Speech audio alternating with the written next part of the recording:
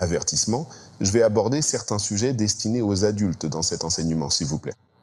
Donc, si vous êtes entouré d'enfants, soyez très prudents. Parce que j'ai dit beaucoup de choses. Que Dieu vous bénisse. Bonsoir à tous. Merci de nous rejoindre ce soir. Après cela, vous allez me voir à l'église et j'espère que vous avez continué à prier pour nous malgré nos hauts et nos bas. Mais oui, prions afin que nous puissions commencer l'enseignement. Père, au nom de Jésus, Seigneur, nous te prions pour que ce soir, la révélation de ta parole nous éclaire. Nous demandons que Jésus soit glorifié. Nous l'édifions.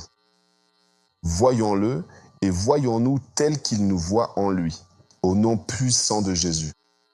Amen. Amen. Alors, passons directement au vif du sujet.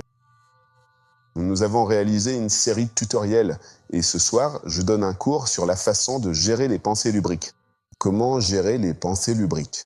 D'accord, c'est donc de cela que nous allons parler ce soir. Alors, allons droit au but. Non, je vais définir, donner une explication. Je verrai si je peux donner une ou deux illustrations ici et là.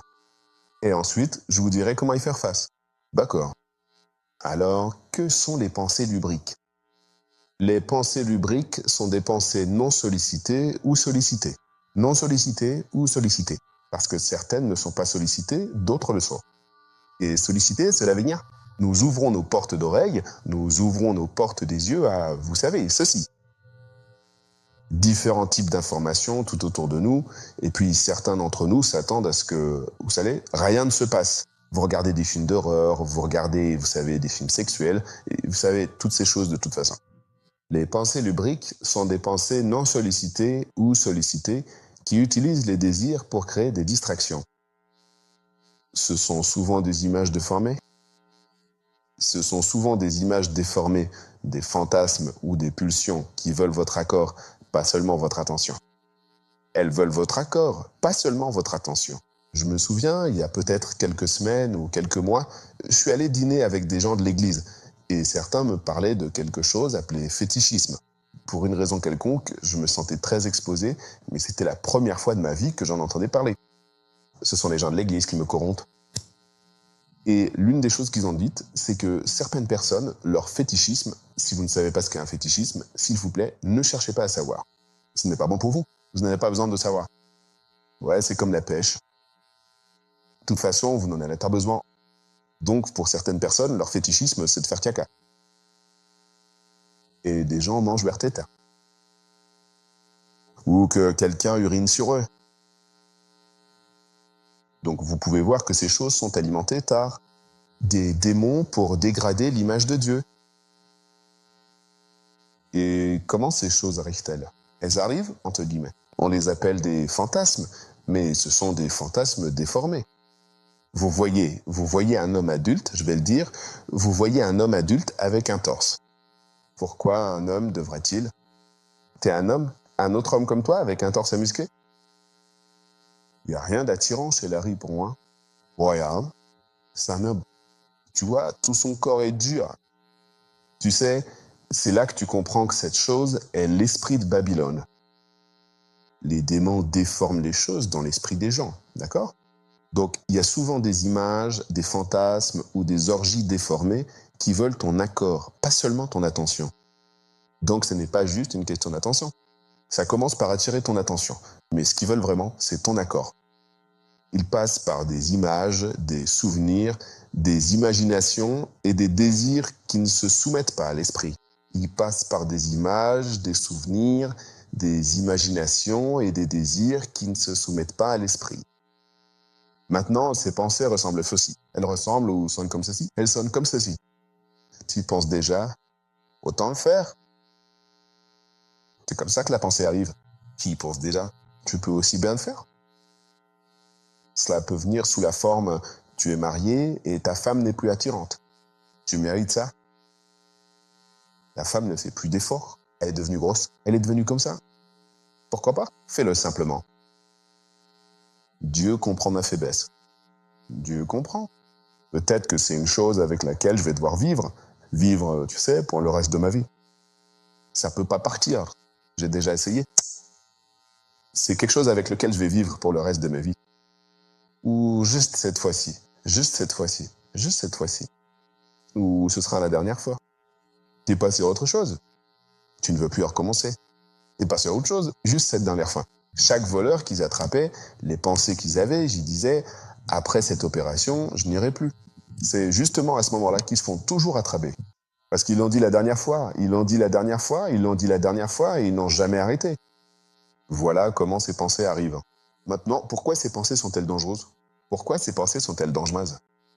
Elles sont dangereuses parce qu'elles ne s'arrêtent pas dans ton esprit. Elles cherchent un accord dans ton tour. Elles ne s'arrêtent pas. Dans ton esprit, elles cherchent des accords dans ton corps. Ça, c'est la première chose. La deuxième, c'est qu'elles portent la honte. Elles portent la honte. Et la honte te fait te cacher de celui qui peut t'aider. Maintenant, laisse-moi parler du chromépo. Quand il dit qu'elle ne s'arrête pas dans ton esprit, elle cherche un accord dans ton corps. Maintenant, tu dois comprendre ceci. Plus tu vois, si une porte est fermée à clé, une porte est fermée à clé. Et tu veux la défoncer. Ils ont verrouillé la porte, donc la personne ne veut pas que tu entres. Donc le problème n'est pas de savoir si la personne veut ou non que tu entres. La personne ne veut pas que tu entres. Ils ont verrouillé la porte. Si tu commences à pousser cette porte, à donner des coups de pied à cette porte, à frapper cette porte, avant même de t'en rendre compte, tu vas casser la porte et entrer de force. Ce que cela signifie, c'est... Ce n'est pas parce que tu ne veux pas le faire que si tu te mets dans un environnement où tu es exposé à cette chose, ou si tu continues à t'adonner à ce genre de pensée, ou à permettre ces pensées, un jour tu vas finir par faire cette chose parce que cette chose te met la pression. Et un jour, tu sais, ça va finir par défoncer cette porte. D'accord? Donc ça ne s'arrête pas seulement dans ton esprit. Ça rampe. Ça cherche des accords dans ton corps. Deuxièmement, il porte la honte. Et la honte te pousse à te cacher de celui qui peut t'aider. Dès l'instant où tu commences comme ça, cela commence à déformer ta communion avec Dieu. Tu vois, le salut, c'est que, tu sais, Dieu nous connaît. La communion, c'est nous qui connaissons celui qui nous connaît. Et l'un des éléments majeurs dont nous avons besoin dans la communion, c'est l'assurance. Tu sais, c'est pour ça que la Bible dit que nous devons nous approcher avec assurance du trône de la grâce afin d'obtenir miséricorde. Si je vais essayer de donner un exemple pour que tu comprennes. Laisse-moi prendre, par exemple, Colade. Tu sais, lui et moi, nous avons une relation. Et puis, tu sais, il y a aussi Chinulam. Nous avons une relation. Et peut-être que j'ai demandé à Colade de faire quelque chose et qu'il ne l'a pas fait. Et puis, tu sais, Chinulam et Colade viennent pour me voir. Si tu remarques, Colade hésite à venir vers moi. Ce n'est pas parce que j'ai dit quelque chose. C'est parce qu'il a fait quelque chose ou qu'il n'a pas fait ce que je lui ai demandé de faire. Et c'est soit qu'il a fait quelque chose de mal, soit qu'il n'a pas fait ce que je lui ai demandé de faire. Donc, la désobéissance perturbe en réalité notre communion avec Dieu. Elle affecte notre assurance à venir vers lui. Donc, il faut comprendre que l'effet du péché n'est pas sur Dieu, il est sur toi. Ça déforme ta relation avec Dieu. Cela altère ton assurance, cela te fait hésiter, être honteux. Et c'est l'arme de l'ennemi, la honte. Une fois que l'ennemi t'a amené dans un état de honte, il sait qu'il a affecté ta communion. Et s'il a affecté ta communion, alors il sait pertinemment que tu peux commencer à t'y complaire. Il peut te condamner, puis te convaincre que c'est ainsi que tu seras toujours. Je ne sais pas si tu comprends cela. Donc ça entraîne la honte. Et donc, d'après mon explication, c'est la chair. Cela veut dire que ça déforme la communion et te pousse à te cacher de celui qui peut t'aider. Troisièmement, cela détruit votre confiance dans la prière, dans la dévotion et dans la manifestation de la puissance de Dieu. Parfois, on a envie de faire quelque chose de spirituel, de murmurer. Es-tu celui qui pense comme ceci, ou celui qui a fait ceci, ou celui qui a fait cela? Comment osez-vous? Je vous ai déjà raconté une histoire, celle de quelqu'un qui chassait les démons, vous savez, à la place d'un ange.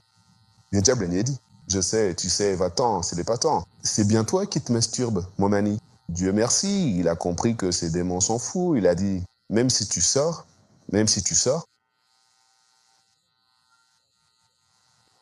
c'est tout. C'est ce que le diable peut faire. Essayer de te démoraliser et de détruire ta confiance pour que tu ne puisses pas utiliser l'autorité de Dieu. Ainsi, cela détruit ta confiance dans la prière, dans la dévotion et dans la manifestation de la puissance de Dieu. Une autre chose que cela fait, c'est que cela corrompt ton discernement. Ce qui devrait être mal ne paraît plus si grave. Cela déforme ton discernement. Cela te fait baisser tes standards. D'accord? Donc, une fois que tu permets à ces pensées, ou à ce que ces pensées font, tu sais, comme je l'ai dit, elles ne veulent pas juste s'arrêter dans ton esprit. Elles veulent un accord. Dans ton corps, elles apportent la honte, elles affectent la confiance dans la dévotion, et elles corrompent aussi ton discernement. D'accord? Tu n'es plus capable de juger correctement, parce que c'est ce que signifie le discernement. Tu n'es plus capable de juger correctement. Tu commences à entendre, les gens commencent à trouver des excuses. Tu sais, la pornographie, il n'y a pas d'endroit direct dans les Écritures où la masturbation est mentionnée. Tu sais, il n'y a pas de mot direct pour parler. La seule chose qui ressemble à ça, c'est quand les gens commencent à trouver des excuses comme ça. Tu sais. Ce sont des personnes qui ont accepté la défaite. D'accord? Ils ont permis à ces pensées, ils s'y sont engagés, et parce qu'ils ont essayé, ils ont vu que non, je ne peux pas gagner. Alors, ce qu'ils veulent faire maintenant, c'est chercher des moyens de trouver une théologie qui apaisera leur conscience. Donc, ce que cette chose a fait, c'est qu'elle a déformé leur discernement. Et tu dois comprendre ça. Si le diable peut te rendre à l'aise avec le fait de marcher selon la chair, il peut te pousser à commettre tous les péchés. Le fruit de l'esprit vient d'une seule source, l'esprit. Le fruit de la chair vient d'une seule source, la chair. Donc, toute personne qui a la joie liée au fruit de l'esprit a la paix liée au fruit de l'esprit. Toute personne qui ment en rapport avec le fruit ou les œuvres de la chair commet aussi la fornication. Si tu peux mentir sans problème, tu peux aussi forniquer sans problème. Si tu peux forniquer sans problème, tu peux aussi garder de la rancune sans problème. Si tu peux garder de la rancune sans problème, tu peux aussi tuer sans problème. Je sais que tu vas dire non, je ne peux pas tuer. Maman, c'est trop. Non. Tu n'as simplement jamais été dans une situation où tu es exposé à te foire toi-même. D'accord, réfléchis à ceci. As-tu déjà été dans une situation où tu as regardé quelqu'un, cette personne t'a énervé, et dans ta tête, tu t'es dit, j'ai envie de tuer cette personne. La seule raison pour laquelle tu n'as pas tué cette personne, c'est parce qu'il y a la prison. Tu sais, si tu étais comme Caïn et Abel et que personne ne te regardait, tu sais que tu tuerais cette personne.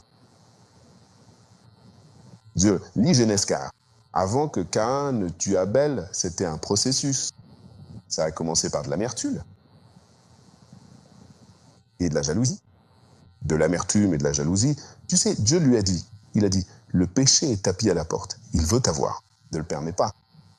Jusqu'à ce que cette chose se traduise par le fait qu'il tue fort faim. Et j'ai vu ça se produire encore et encore. J'en partage les histoires. Il y a des années, quelqu'un m'a contacté, très amer. Quelqu'un avait fait quelque chose à cette personne et elle ne pouvait pas le supporter. J'ai essayé de parler à cette personne. La personne n'arrivait tout simplement pas à le supporter. La personne était tellement amère envers cette autre personne. Elle ne le mangeait plus.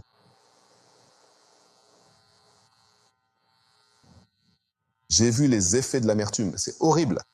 Quand quelqu'un se rase la tête parce qu'il est en colère, il se rase aussi les cheveux. Chauve, et tu sais, il a commencé à avoir l'air laid, négligé. Mais qu'est-ce qui se passe? Qu'est-ce qui se passe? Et son amertume. Quelqu'un, tu sais, lui a fait quelque chose de terrible. Tu sais, il l'a manipulé dans cette histoire. Et a essayé de l'embarquer dans un parcours pour faire croire qu'il avait perdu la tête. Et la personne ne l'a pas bien pris. Bref, pour faire court, cette fille a tué cette personne. C'est une histoire vraie. Jusqu'à ce que cette amertume se transforme en meurtre, je ne me suis pas calmé. C'est pourquoi, quand je prêche Jacques chapitre 3, que si vous avez de la discorde, de l'envie amère dans votre cœur, ne mentez pas contre la vérité. Cette sagesse est terrestre, charnelle et démoniaque. Je comprends le sens. Je comprends le sens. Donc, une fois que tu permets une œuvre de la chair, tu peux toutes les permettre. Parce qu'elles viennent toutes d'une seule source. Tout comme il y a le fruit de l'esprit, il y a aussi les fruits de la chair. Si je vais prendre le temps d'enseigner là-dessus, Agan.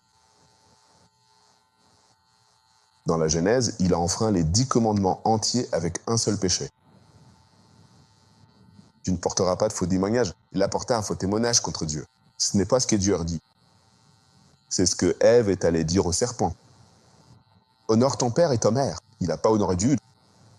Tu n'auras pas d'autre Dieu que lui. Juste un péché. Les 10 commandements entiers, en tant que composants, étaient là. Souviens-toi du jour du sabbat pour le sanctifier. Il l'offre. Hein.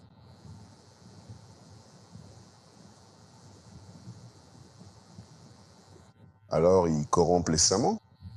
Et une fois que le diable t'a mis à terre, tu commences à manger de l'herbe. Tu n'es plus une brebis, tu n'es plus une chèvre. Alors que dois-je faire quand j'ai ces pensées? Et comment puis-je vaincre? Que dois-je faire quand j'ai ces pensées de convoitise? Et comment puis-je vaincre? Rappelez-vous que vous ne faites pas juste, et je vais être très franc et direct, vous ne faites pas juste entre guillemets. Allez regarder du porno. Ça commence par les pensées. Ce sont donc ces pensées qui mènent ensuite à un passage à l'acte. Cela signifie donc que vous devez combattre cela dès la pensée. Et il doit y avoir des éléments de base. Ce n'est pas juste parler, parler, parler. Vous pouvez être redevable et même cette responsabilité ne fera rien. Je l'ai dit aux gens. Et donc, vous pouvez le dire à quelqu'un, laissez-moi vous raconter une autre histoire. Histoire vraie. 2 personnes sortaient ensemble et ils ont couché ensemble. Ils n'ont pas aimé ça. Ils sont allés au camp de rédemption pour jeûner et prier. L'erreur qu'ils ont faite, c'est qu'ils sont allés jeûner et prier ensemble. Alors ils ont jeûné le premier jour, le deuxième, le troisième, le quatrième, le cinquième, le sixième, le septième jour. Le 7e jour, c'est là qu'ils ont terminé le jeûne. Ils se sont retrouvés, vous savez, pour prier et conclure ensemble. À partir de là, je vous dis ce qu'ils m'ont raconté s'est passé. Enfin, ce qu'il m'a dit, lui, il m'a raconté ce qui s'est passé. Il a dit que lorsqu'ils se sont réunis pour se tenir la main et qu'ils ont fini de prier, ils se sont serrés dans les bras. Et à partir de ce câlin, rappelez-vous, ils étaient en train de jeûner, vous savez. Du câlin, ils se sont serrés encore plus fort. Comme après s'être tenus et avoir prié, on se serre dans les bras et on se dit « oui, on a bien fait ». Du câlin, ils sont passés au baiser, puis ils ont couché ensemble. Ils étaient là. Donc ils n'ont même pas profité du fruit du jeûne.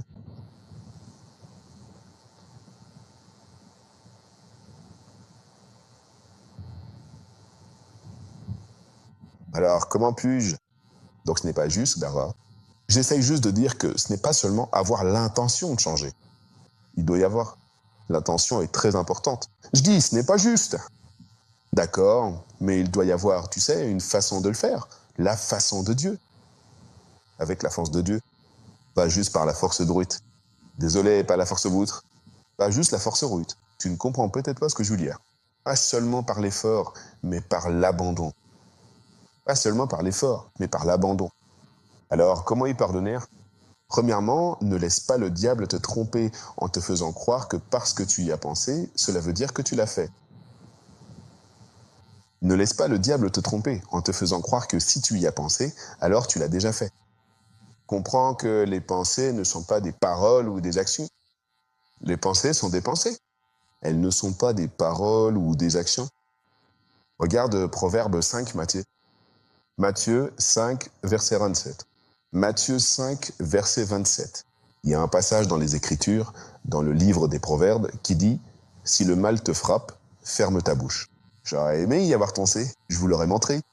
Mais il y a un passage des Écritures qui dit « Si le mal vous atteint, ou s'il est dans votre esprit, veillez à fermer la bouche ». Ne le dis pas à voix haute. Mais regardez Matthieu 5, verset 27. Il est dit « Vous avez entendu qu'il a été dit aux anciens, tu ne commettras point d'adultère. » Mais moi, je vous dis que quiconque regarde une femme pour la convoiter a déjà commis l'adultère avec elle dans son cœur. Qu'est-ce que cela signifie? Cela signifie-t-il qu'avoir une pensée impure est la même chose que commettre l'adultère? Cela veut dire que penser à avoir des relations sexuelles, tu sais, avoir l'idée du sexe en tête, d'accord? C'est la même chose que l'adultère? Non, ce n'est pas ce que Jésus dit. Et je vais vous montrer ce qu'il veut dire. Le mot « regarder », quand il dit « si tu regardes une femme », tu sais, une femme avec convoitise, le mot « regarder ». Ah, cela signifie « bipo », « bipo » en grec, et « re » en hébreu. « Blipou » en grec et « ro » en hébreu. Cela a été utilisé pour la première fois dans la Genèse. Je vous l'ai dit, amniotique, la loi de la première mention. Ça a été utilisé pour la première fois dans la Genèse, et cela signifiait voir ou approuver. Voir ou approuver? Regardez, Genèse 2, verset 19. Genèse 2, verset 19. Et de la terre, l'Éternel Dieu forma tous les animaux des champs et tous les oiseaux du ciel. Et il les amena à Adam pour voir, pour Ro ou pour Blépo, pour voir comment il les appellerait. Et tout ce qu'Adam appela chaque créature vivante, tel fut son nom. Donc ce mot, pour voir comment il les appellerait, signifie approuver, approuver. Ainsi, quand Adam a nommé la chèvre chèvre, Dieu l'a approuvé en le voyant. Donc quand Jésus a dit « si tu regardes une femme avec convoitise », voici ce qu'il veut dire. Si la pensée de la fornication ou de l'adultère te vient à l'esprit en regardant une femme et que tu approuves cette pensée, c'est de cela qu'il parle. Quand il parle dans Romains 12, verset 2, regardons cela. Je n'avais pas prévu de partager cela, mais ça a du sens par rapport à ce dont nous parlons.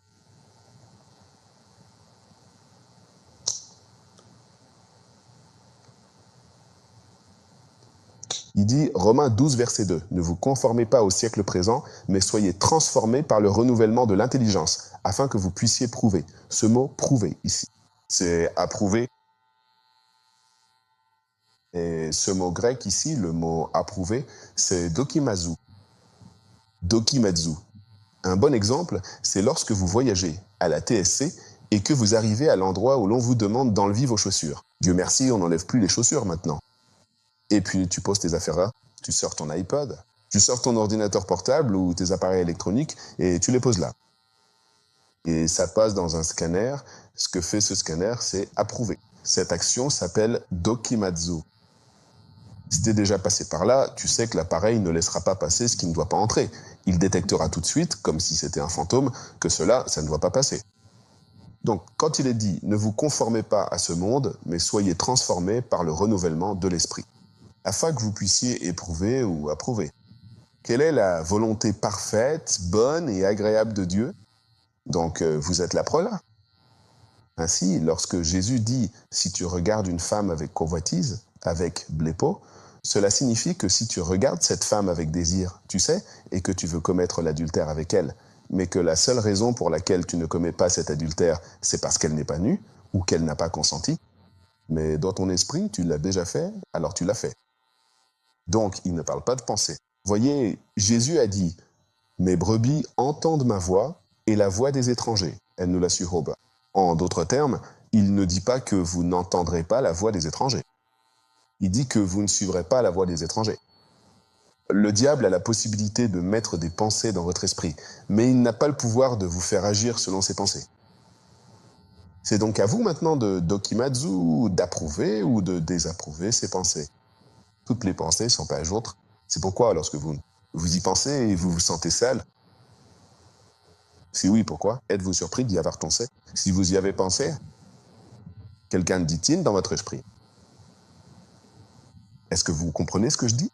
De la même manière que Dieu vous parle, le diable parle aussi dans l'esprit des gens. Vous comprenez, n'est-ce pas? J'espère que vous comprenez ça. Donc, quand Jésus dit, si tu regardes une femme avec convoitise, tu sais, alors tu l'as déjà fait. Ce regard-là ne signifie pas que dès que je vois comme ça, c'est fait. Parce que certaines personnes disent, j'ai déjà regardé. Autant aller jusqu'au bout, les faire. Non. C'est le mensonge du diable.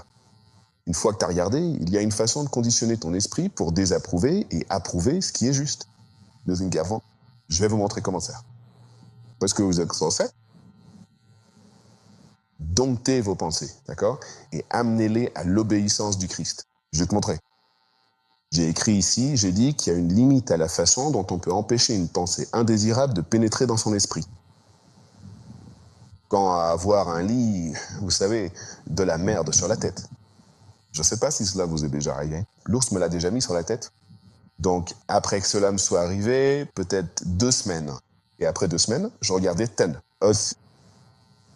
Salut, monsieur. Os. Vous l'avez tous vu? Mon prince, mais c'est Boz, ok?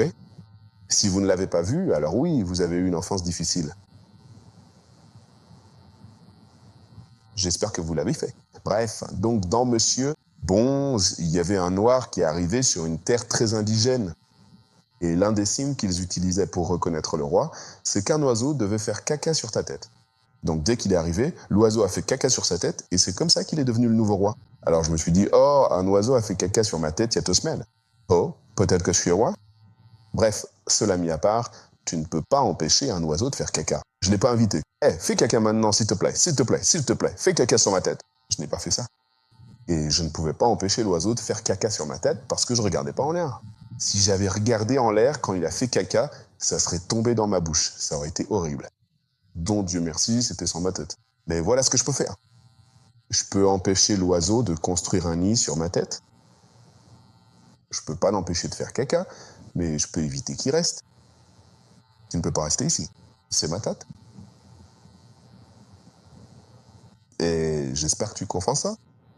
Donc, la première chose, c'est de comprendre qu'il y a des pensées, d'accord?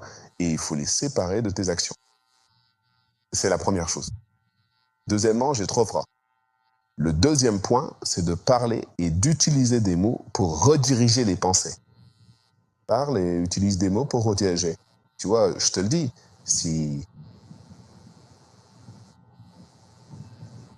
tu ne fais pas attention au sang qui entre dans ton esprit, tu n'auras pas un esprit sain. Tu dois le faire, parce que parler, ce n'est pas juste dire n'importe quoi. C'est parler à partir de l'abondance de ton cœur.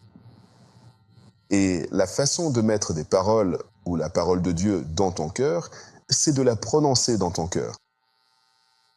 Tu sèmes la parole. Tu sais, Jésus nous a dit que la semence, c'est la parole. Donc, tu sèmes la parole et le sol, c'est ton cœur. Tu sèmes la parole dans ton cœur en la prononçant. Et laisse-moi te dire quelque chose. Ce que le diable ne veut surtout pas que tu fasses, et j'aurais aimé avoir le temps de te le montrer, c'est que tu l'arroses aussi en parlant. Tu arroses par les paroles. Tu sèmes la semence. La semence, c'est quoi? Tu arroses cette semence avec des paroles. Quand Jésus dit le dernier jour, le grand jour de la fête, il dit « Si quelqu'un a soif, qu'il vienne à moi. Et de son sein couleront des fleuves aux villes. » C'est eux dont il parle. Il a dit, il parlait ici du Saint-Esprit. Alors comment connaissons-nous l'œuvre de l'Esprit? Par les paroles que nous prononçons et la manifestation de l'Esprit. Et comment manifestons-nous l'Esprit? Nous donnons à l'Esprit ou à la manifestation de l'Esprit une direction par les paroles. Sais-tu combien de personnes ne sont pas guéries parce que nous ne disons pas « lève-toi et sois guéri ». Pourtant, Jésus a payé pour leur guérison, mais aucune parole ne l'a activée. J'espère que tu comprends ça. Donc, je dis cela parce que beaucoup de gens, tu peux le dire, je déclare, je ne pense pas à des pensées impures. Ce ne sont pas de ce genre de pensées dans nos parents. J'ai déjà partagé une histoire. L'une de mes amies avait du mal avec la masturbation. Elle s'est tournée vers Dieu, et je ne sais pas si elle l'a compris, mais je l'ai vu dans les Écritures, parce que je réfléchis à travers les Écritures. Je dis, ce qu'elle dit là, c'est qu'elle a approprié les Écritures correctement. Jésus a dit, « Si mes paroles demeurent en vous et que vous demeurez en moi, vous porterez du fruit. » Ce fruit dont il parle, il s'agit des fruits de la justice. Regarde, c'est ce qu'il vit. Et le fruit de la justice peut concerner l'évangélisation et aussi le genre de choses qui sortent de ta vie, qu'elles soient bonnes ou mauvaises. Elle a dit que lorsqu'elle s'est tournée vers Dieu, elle a dit « Dieu, aide-moi ». J'ai un peu de mal avec ça. Dieu lui a donné